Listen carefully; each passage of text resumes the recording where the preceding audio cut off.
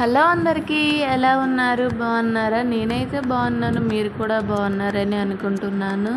So మీరు ఇప్పుడు చూస్తున్న రెసిపీ అయితే చేపల పులుసు అండి. నేను చెప్పిన విధంగా చేసుకుంటే ఈ రెసిపీ అయితే చాలా సింపుల్గా అండ్ చాలా టేస్టీగా అయితే ఉంటుంది. నేనైతే 1 కిలో చేప అయితే తీసుకున్నాను.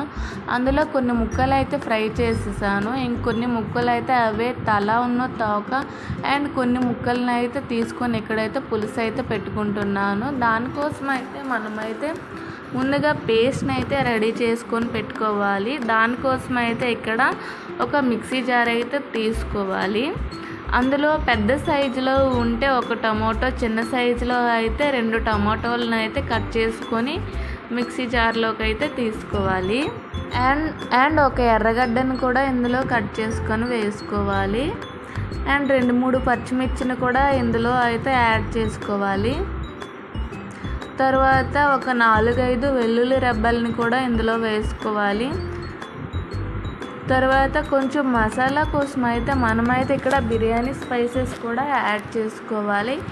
అవి ఏంటంటే ఒక 2 బిర్యానీ ఆకులు ఉంటాయి కదా, అవి ఒక 4 లవంగాలు, ఒక 2 ఇలాచీ ఉంటుంది కదా, అవి చెక్క, అనాస పువ్వు అవైతే యాడ్ చేసుకోవాలి.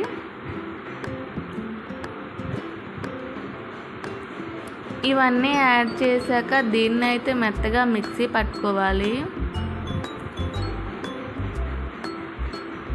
అండ్ 1 టేబుల్ స్పూన్ ధనియాలు, 1 టేబుల్ స్పూన్ జీలకర్రను కూడా ఇందులో వేసుకోవాలి. ఇవి వేసాక దీన్ని అయితే మెత్తగా మిక్సీ అయితే పట్టుకోవాలి.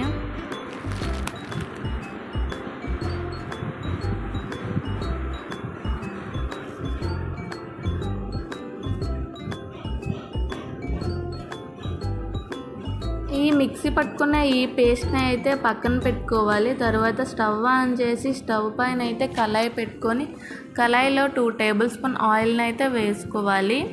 ఆయిల్ అనేది హీట్ అయ్యాక అందులో 1 టేబుల్ స్పూన్ జీలకర్రని, 1 టేబుల్ స్పూన్ ఆవాలని అయితే యాడ్ చేసుకోవాలి.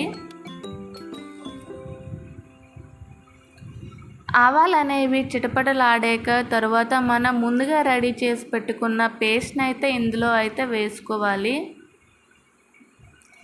నేనైతే ఇక్కడ పచ్చిమిర్చి అయితే పేస్ట్లో అదే ముందుగా పేస్ట్ పెట్టుకోవడం మర్చిపోయాను.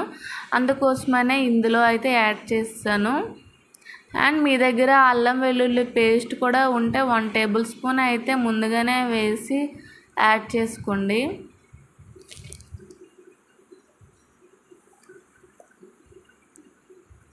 ఈ పేస్ట్ అనేది పైకి ఆయిల్ తేలే వరకు అయితే మనమైతే దీన్ని అయితే వేయించుకోవాలి. తర్వాత ఇక్కడ మీ స్పైసీకి తగ్గట్టుగా అయితే కారాన్ని యాడ్ చేసుకోండి. తర్వాత 1 టేబుల్ స్పూన్ పసుపుని అయితే యాడ్ చేసుకోండి. అండ్ మీ రుచికి తగ్గట్టుగా అయితే సాల్ట్ని అయితే వేసుకోండి. ఈ విధంగా అయితే ఈ పేస్ట్ అయితే దగ్గరగా అయిపోవాలి. పచ్చి స్మెల్ పోయే వరకు అయితే మనమైతే ఇలా వేయించుకోవాలి. తర్వాత మనమైతే ఇక్కడ పులుపు కోసం అయితే ఒక పెద్ద సైజు నిమ్మకాయ అంత ఉండే చింతపండుని అయితే నానబెట్టుకొని పెట్టుకోవాలి. ఆ నానబెట్టుకున్న వాటర్ని అయితే ఇందులో అయితే వేసుకోవాలి. ఈ వాటర్ కూడా కొద్దిగా వేడి అయ్యాక మరిగాక మీకు చేపల పులుసు అయితే ఎంత కావాలో అంత వాటర్ అయితే ఇందులో వేసుకోవాలి.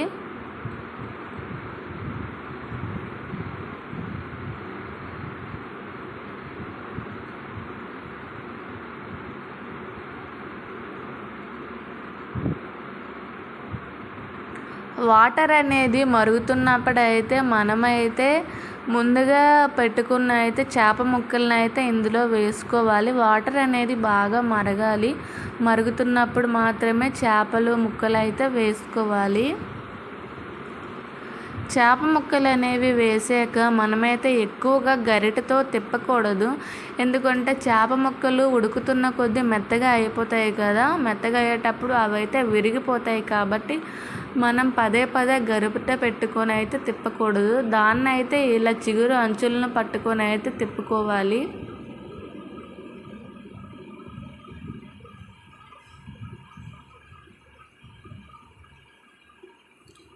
దీన్నైతే ఒక 15 మినిట్స్ ఇలా ఉడికించుకోవాలి. చేపల పులుసు కొద్దిగా దగ్గర పడుతున్నప్పుడైతే మనమైతే ఇక్కడైతే ధనియాల పొడి అండ్ కొద్దిగా గరం మసాలా ఉంటే గరం మసాలా అండ్ కొంచెం ఫిష్ మసాలా ఉంటే ఫిష్ మసాలా, మీ దగ్గర ఏ మసాలా అవైలబుల్గా ఉంటే ఆ మసాలానైతే యాడ్ చేసుకోవాలి. ఇందులో అయితే కొంచెం కరివేపాకునైతే వేసుకోవాలి. ఇప్పుడు వేసుకుంటే మనకైతే ఆ స్మెల్ అయితే తెలుస్తుంది.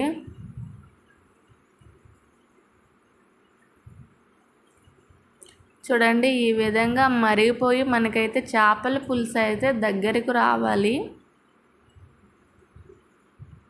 మరీ వాటర్లా కాకుండా మరీ దగ్గరగా అయిపోకుండా కాకుండా కొంచెం నార్మల్ స్టేజ్లో ఉన్నప్పుడైతే మనమైతే ఆపుకోవాలి. ఆ స్టేజ్లో ఉండేటప్పుడైతే 1 టేబుల్ స్పూన్ ధనియాల పొడి, 1 టేబుల్ స్పూన్ గరం మసాలా ఉంటే గరం మసాలా, లేకపోతే ఫిష్ మసాలా ఉంటే ఫిష్ మసాలా యాడ్ చేసుకొని కొద్దిగా కొత్తిమీరతో గార్నిష్ చేసుకుంటే ఫైనల్గా ఫిష్ పులుసు అయితే మనకైతే రెడీ అయిపోయినట్టే. సో ఇలాంటి మరెన్నో వీడియోస్ కోసం నా ఛానల్ని అయితే సబ్స్క్రైబ్ చేసుకోండి. బాయ్.